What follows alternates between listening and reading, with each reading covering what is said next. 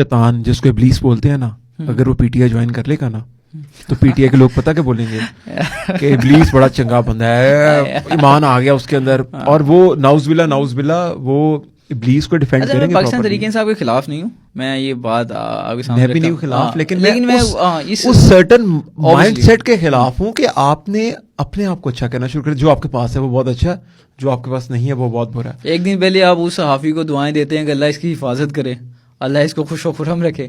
ایسے صحافی ہمیں آج چاہیے پاکستان کو. ان کی لیڈرشپ کہتی ہے اس طرح کے صحافی پاکستان میں ختم ہو, پتہ نہیں اس طرح کی 100 بات. لیکن یار تم کل کے چھوکرے, تمہاری ہمت کیسے ہوئی؟ تم جا کے پوچھو کہ خان صاحب نے انڈا کھایا تھا, انڈے میں زردی تھی. آپ نے یہ کیوں نہیں پوچھا کہ یخنی کے اندر ان کو ہڈی والی یخنی ملی کہ نہیں ملی, انہیں بوٹی کتنی ملی یخنی کے اندر, ان کو دہی ملا کہ نہیں ملا, خان صاحب نے پجامہ کس کلر کا پہنا تھا, خان صاحب نے ڈکار مارا کہ نہیں مارا. آپ کی ہمت کیسے ہوئی؟ آپ نے ایبسولوٹلی ناٹ والا سوال پوچھا کل کے چھوکرے. یار آپ پھنس رہی ہو یار. نہیں میں وہ کل والی فیل لے رہا ہوں کہ میں وہ خود سوچ رہا ہوں کہ وہ آخر وہ کیا کیا انہوں نے. مجھے لگتا ہے وہ غصہ کسی اور چیز کا تھا. یار یہ جو میں آپ کو ایک بات بتاؤں, میرا بڑا پیار ہے پی ٹی آئی کے ساتھ, لیکن انہوں نے خان صاحب کو پتہ کیا بنا دیا سچ بتاؤں آپ کو, کہ خان صاحب, سوری فار مائی ورڈ جا رہی ہے میں, خان صاحب کہیں پر پخانا کر دیں گے نا اگر, تو کہیں گے واہ واہ واہ واہ کھاد دے دی خان صاحب نے زمین کو, واہ واہ واہ واہ یہ اب یہ دیکھیں یہ اب سر سب زمین ہو جائے گی. ان کے مائنڈ سیٹ سے بنا دی ہیں. یار آپ کو پتہ ہے جو بادشاہت ہوتی ہے نا وہ 7 نسلوں میں ختم ہوتی ہے. جو بادشاہت ہوتی ہے وہ 7 نسلیں لگتی ہیں اس کو ختم ہونے میں.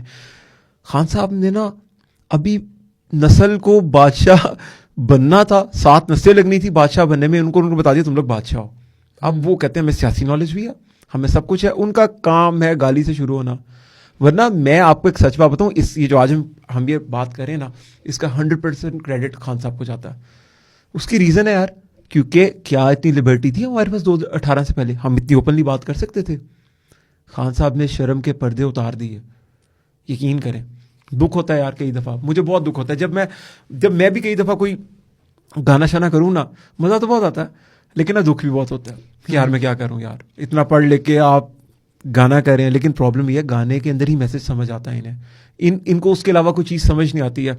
تو احتشام سب سے پہلے مجھے اس بات کی بہت خوشی ہے, اور میں بڑا فخر محسوس کر رہا ہوں کہ یار آپ جیسے نا لوگ ہیں اور آپ ٹالرنس کی مثال ہیں. میں چاہوں گا بلکہ اب حکومت آئی ہے شہباز شریف صاحب کی, مریم نواز صاحب کی, کہ ایک نا ٹالرنس ایوارڈ بھی بنائے وہ. یقین کریں وہ ٹالرنس ایوارڈ اگر ہوتا نا تو میں آپ کو دیتا, لیکن آپ چاہتے ہیں کہ پکا ٹیگ لگ جائے پٹواری صاحبی کا. نہیں ٹالرنس کا تو ایک آپ کو ملنا چاہیے نا. یہ اب آپ مائک کے آگے کھڑے ہوئے تو یہ مائک پکڑ کے نا سمجھو کہ تم صافی ہو, ٹھیک ہے. یہ مائک نہیں ہے, یہ بھی مائک ہی ہے, کنڈینسر ہے, لیکن اب اس کو پکڑ کے نا سمجھو کہ تم ایک صحافی ہو.